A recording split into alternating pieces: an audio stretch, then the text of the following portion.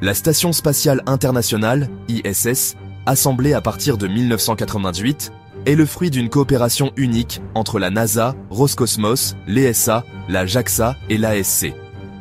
Conçue initialement pour une durée d'environ 15 ans, elle a bénéficié de multiples modernisations permettant de prolonger sa mission scientifique. Cependant, malgré sa robustesse, la station subit aujourd'hui les effets cumulatifs de plus de 2 décennies en orbite. Fatigue structurelle, exposition permanente au rayonnement cosmique, impact de micrométéorites et obsolescence des systèmes électroniques hérités des années 1990. Les partenaires internationaux ont confirmé en 2022 que l'ISS resterait opérationnelle jusqu'en 2030, mais pas au-delà. Le maintien de la station représente un coût colossal, estimé à plusieurs milliards de dollars par an, pour des opérations de ravitaillement, de maintenance et de réparation.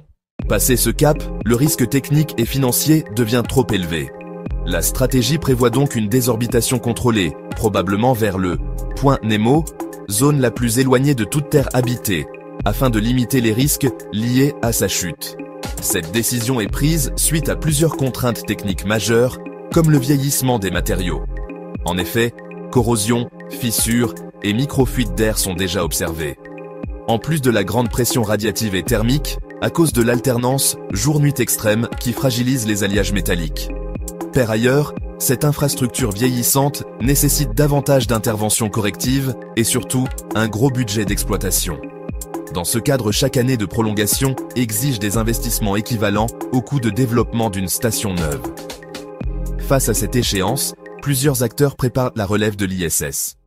Station spatiale chinoise Tiangong, CSS.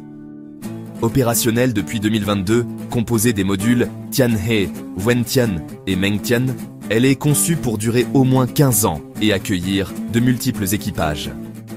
Station privée américaine, Starlab, développée par Voyager Space et Airbus, vise à remplacer l'ISS par une plateforme commerciale ouverte à la recherche, à la production en microgravité et au tourisme spatial. Axiom Station, projeté par Axiom Space, prévoit des modules d'abord rattachés à l'ISS puis autonomes, inaugurant une transition vers un écosystème spatial commercial. Projet de l'ESA et de la NASA. Orientation vers la coopération publique-privée afin de réduire les coûts et favoriser l'innovation. Vers un écosystème spatial hybride. La fin de vie de l'ISS ne signe pas la fin des stations orbitales, mais inaugure une nouvelle phase.